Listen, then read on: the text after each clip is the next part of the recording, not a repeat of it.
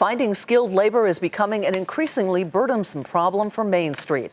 A tight labor market is making it difficult for small companies to find talent. In her latest installment of Small Business Matters, Kate Rogers is in Denver with a look at how entrepreneurs are dealing with the skills gap. For Denise Burgess, the biggest challenge in running her construction management firm is simply finding the right people for the job. Her business, Burgess Services, is a second-generation family-owned company with 12 to 15 year-round employees. But depending on the size of the project she's working on, Burgess can need more than 100 subcontractors at a time.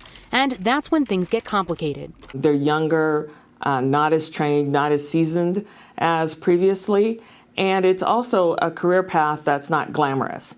It's not Silicon Valley software. It's not Facebook. It's something that you're going to work hard, but you also get paid really well for. So it's a hard thing. It's a hard sell, not an impossible sell. Burgess isn't alone in struggling with the workplace skills gap. In fact, finding skilled labor has become a top 3 issue for Main Street behind taxes and government regulations. And here in Denver, it's an extremely tight labor market with unemployment at just over 2%. This is really good news that companies are looking to hire, but it's a real struggle for them sometimes. And it's always a particular problem for smaller companies that don't have the networks that large companies do. West of Denver in Evergreen, Colorado, Tony Song employs 7 full-time workers at his bike shop, Evergreen Bicycle Outfitters.